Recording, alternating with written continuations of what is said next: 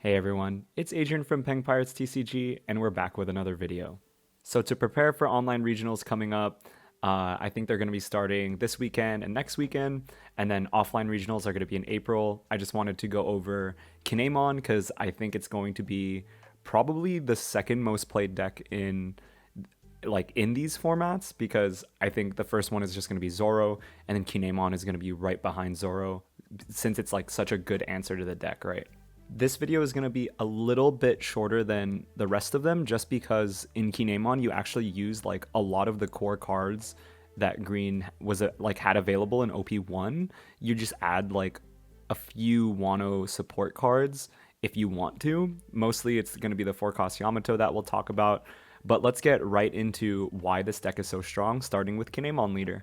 So Kinemon, like especially in Japan, has seen so much play, almost completely replacing Eustace Kid. And that was really surprising to me at first because Kid has one of the best leader skills, if not the best leader skill in the game or at the game of that time, right? But once you read Kinemon's leader skill, it starts to make a lot more sense. His effect is just once per turn, activate main. If you have one or less characters in play, you could reduce the cost of one Wano type character that costs 3 or less by 1. So basically, you could like cheat out a lot of Wano type cards. And this completely changes the whole dynamic of the game, because what Kinemon could do is he can go second, which means he's going to get that extra card back. And then also, he gets to play Okiku or Raizo on his first turn. And a first turn Okiku is so oppressive because you can't get rid of it with things like Jet Pistol. It can't get Vista comboed. It's just on the board. So whatever your opponent plays on 3 or is like planning to play on 3 just gets completely shut out because it's going to get rested like the next turn on the crackback, right? It's an absolutely disgusting leader. And it doesn't seem like it's that strong, but cheating these cards out, like kind of breaking the game's mechanics, is really important because these cards are balanced around these like set number curves. So when you have a card like Kinemon, the game gets really out of hand because then now I'm like playing an 8-cost Odin on turn 7, which means I can go first if I want to and play this end game finisher on turn 4 pretty much. So it's an absolutely crazy like ability to have on your leader, and it just gives you so much board presence and board control. It's going to let you allocate like your Dawn so much more effectively and just make plays that you really shouldn't be able to do. So his leader skill is awesome, but let's get into some overall general strengths about this deck as a whole. Of course, the first one is this is a green deck. You're running like 2 different searchers, Bonnie and Momonosuke, and Momonosuke actually gets way stronger because of the new support and the new cards. 4-cost Yamato, being able to search that out is completely absurd. And these cards will just generate you so much more value because, you know, Momonosuke used to be kind of okay in the early, like he was really good in the early game, but really in the late game he lost a lot of value. But now that you have these higher end, like high utility and finisher cards from Wano, he gets so much better. So it kind of just like increases the deck's overall consistency. And then as I went into before, because of the leader skill, this leader kind of just like cheats the game. He changes the entire game where like you're playing cards that you really shouldn't have the Dawn to do and like doing plays that, you know, you shouldn't have access to. And that's just super strong, especially in a deck like green where like your Dawn is pretty much allocated to controlling the board with your swings and what cards you can play, and having that like 1 extra Dawn within a turn actually matters so much to green. Like it just gives you insane value because a lot of green's threats have to stay on the board to be useful. And if you could get them out like a turn earlier, like Okiku, where they can't use any removal to get rid of it, it's actually super important, and it swings the game way in your favor. Okiku on turn 1 is like one of the most oppressive cards in the game right now. And then, of course, this being a green deck, you are just going to have so many amazing options to choose from. And this goes for like offensively and defensively, especially with the introduction for 8-cost Odin. It's one of the best like offensive options for green right now. And then, of course, like you still get all of those defensive options like 7-cost Kid, 8-cost Kid, but you just have like such a wide variety of cards that are viable and useful. You could really just like play this deck however you feel like it, or like however you want. And then of course, like how I mentioned before, this deck actually has like a really wide array of top end options that do different things. Like 7 cost Kid is going to be an attacker and a blocker. 8 cost Odin is just going to like help you close out the game or control the board because of it it has a double swing attached to it for only 3 Dawn. And then of course like 8 cost Kid is just going to be a defensive wall that also gives you like a 9k swing every turn. So the top end options for this deck are really good, and they just got better with the 8 cost Odin introduction. So we talked about the strengths, let's talk about the weaknesses. And I think the main weakness, just for green in general right now, is the introduction of like the black archetype or the navy archetype. I say this because this deck actually has like a pretty unfavorable matchup into black.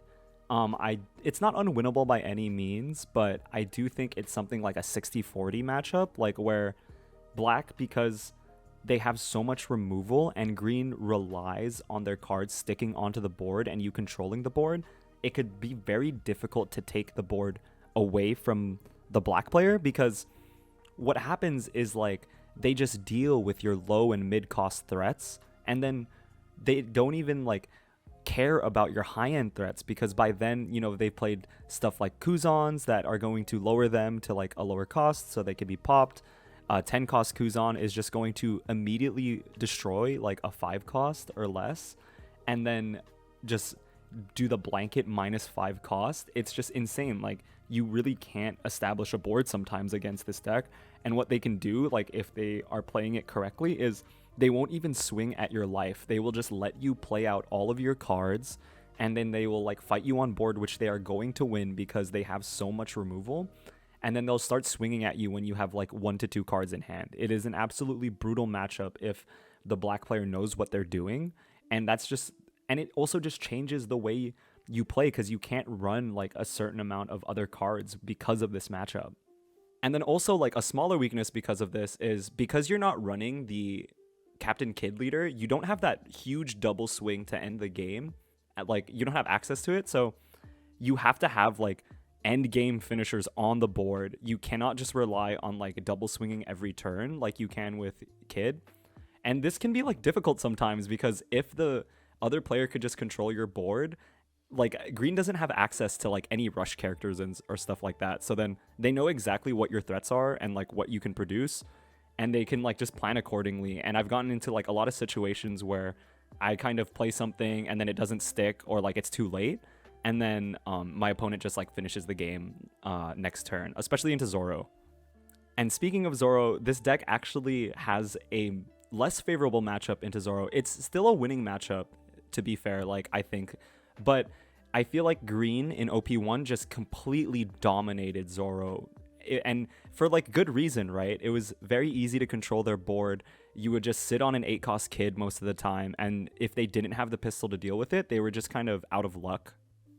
And I just feel like in this meta, like 8 cost Kid has just been nerfed, kind of, because of with the new strategies and the new cards for everything, it's more difficult to play the 8 cost Kid, because with the introduction of black, they could just subtract its cost and then KO and remove it off the board, like non-committal removal to it.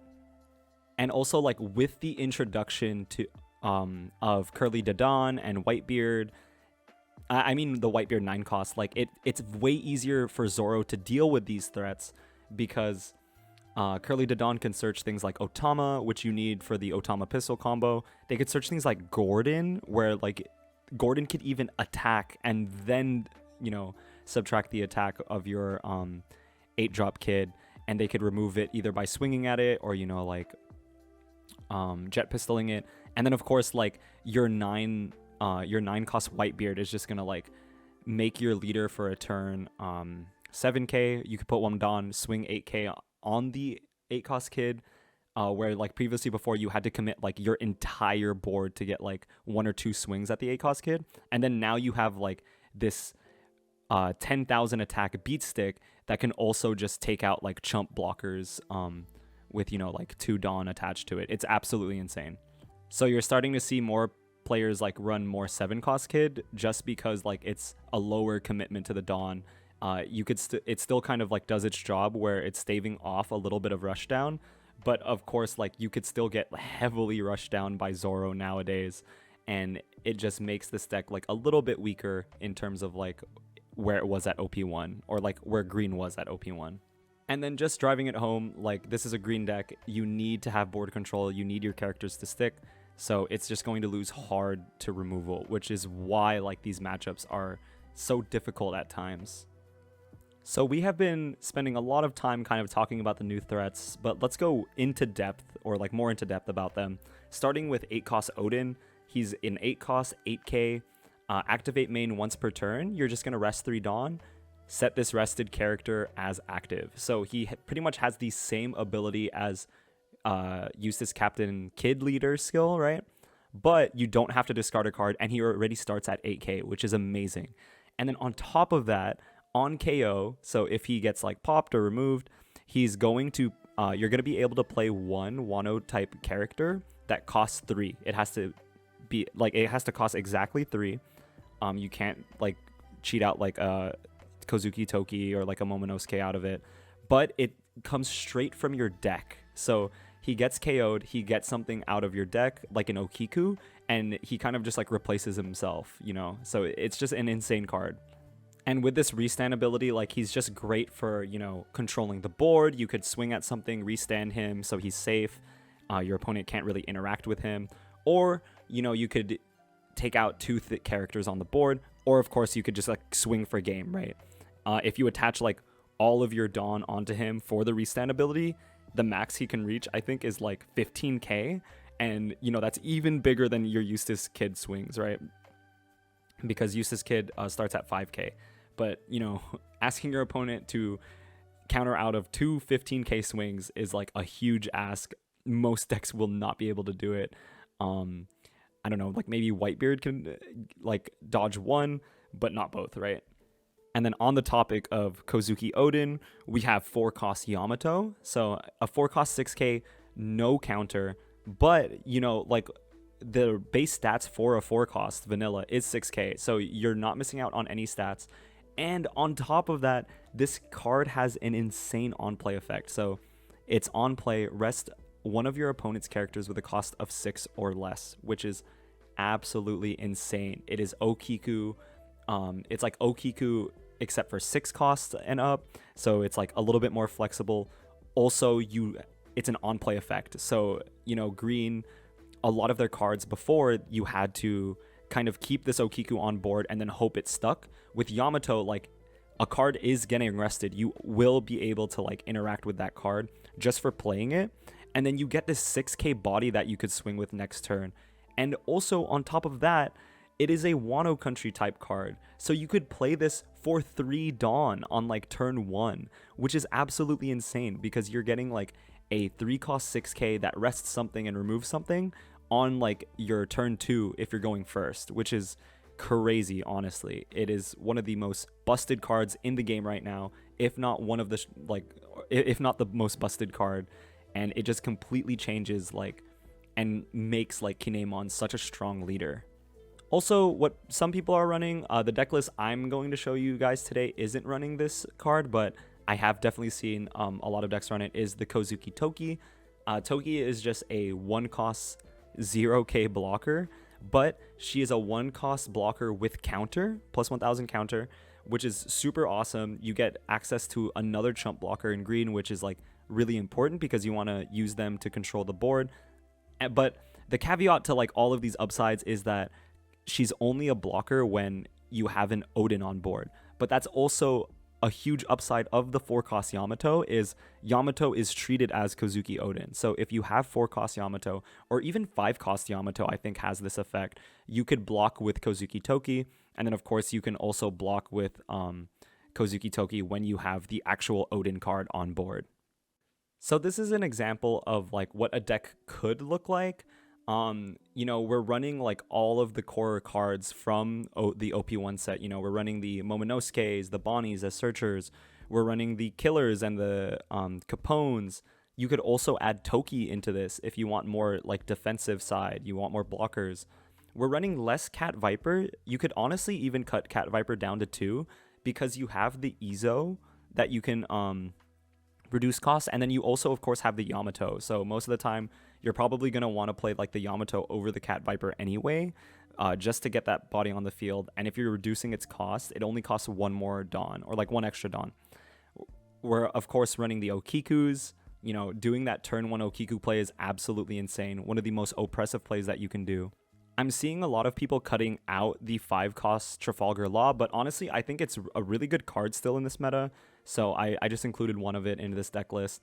And then also the X-Drake. So I think, you know, nowadays people are starting to stray away from the 3 cost killer with the introduction of like Whitebeard and Black, because a lot of their cards are like 4 cost. You know, for Whitebeard, you're going to be getting rid of those Frankies, those Atmoses, because he's at that for KO or less, instead of like the killer who's only going to really help you out in the red and kind of green matchup. But then X-Drake is even more amazing in the green matchup because now you have Yamatos that you have to deal with that are 4 costs. So honestly, he's just a stellar card to have in this format, and I don't think he's going to be leaving anytime soon. We also are still running like the Basil Hawkins. He could still be very useful, you know, even if he's like getting removed off the board. That just means like one of your more high-end threats kind of sticks and stays. And then you could be running like any ratio of the top end, you know, like 7 and 8 cost Kid plus the 8 cost Odin. I've seen people run like 4 Odin, 2 8 cost Kid, like 2 7 cost Kid. I've seen people run like 4. I think the Aichi like preliminary finalists, he was running like 4 7 cost Kid, like 1 Odin, 1 8 cost Kid. So this ratio is honestly just dependent on what you want to play. Like personally, like are you someone that values being aggressive and like closing out the game when you can? Are you someone that is like more of a control type player that, you know, you want to control the board and then swing for game like at the end? It just all depends. Remember, like as when you're playing this deck, like your ratios are pretty much always going to change, and I feel like green players are never like fully satisfied with like their ratios for all of these cards, just because like different techs and in different metas, like you could run like vastly different like ratios and lists. So that's going to be the end of this video today, guys, but as always, thank you so much for watching. I did a poll on you know, the YouTube community tab, and it seems like a lot of you are actually interested in seeing my like online regionals games, and I think I'm going to take it easy. Like next video, we're probably not going to get a full guide video, just I have some sim gameplay that I could probably commentate over for you guys, and that'll be out on Monday. But as always, thank you so much for watching. Make sure to like, comment, and subscribe, and good luck in, you know, your school, your work. I hope you guys have a great weekend, and I'll see you guys on the next one.